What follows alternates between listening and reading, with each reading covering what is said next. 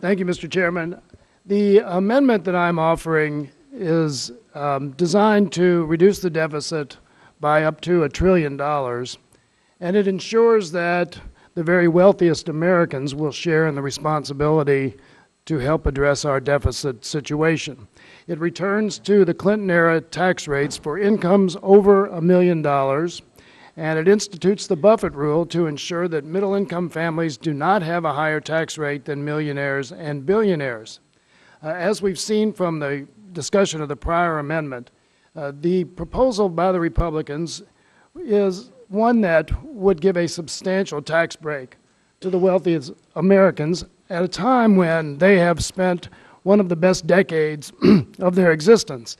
We've seen from the era of the Bush tax cuts the disparity in income and in wealth in this country grow by unprecedented amounts, to the point at which we rank as a nation as one of the greatest disparities in wealth of any nation on earth.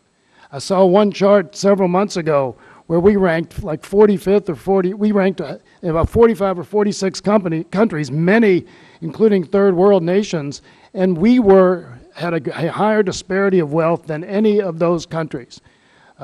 We have a nation that loves to see people do well, and I'm not one who would argue with that. We want to see people do well. We want to see people prosper. But we now have a very dire budgetary situation, as everyone on this panel admits.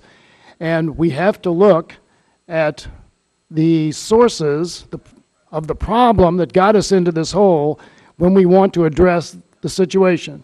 It's clear that a large percentage, somewhere in the estimates of 25 to 35%, of the accumulated debt over the last few years was a result of those Bush tax cuts.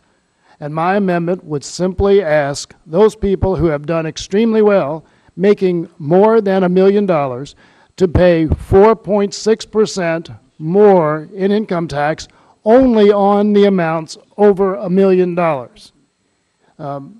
As the ranking member mentioned, and I appreciate his presentation very much, the only recourse for making up for all of this lost revenue proposed in the Republican budget is to either eliminate many loopholes that will dramatically affect, or many programs that dramatically affect middle-income Americans and lower-income Americans and seniors. That's the only way we can afford to pay for these enormous tax cuts. So what we're saying is, ask those people making over $1 million to pay a little bit more. As Jesse James said when asked why he robbed banks, that's where the money is. If we're going to address the deficit situation, and I know the rhetoric is we could tax everybody, every rich person in the country and take all their money, it wouldn't pay off the deficit. That is true, but we can ask them to do a little bit in this enormous effort that we're trying to make to reduce the deficit. We can ask them to do a little bit more, and that's what my amendment does. And with that, I yield.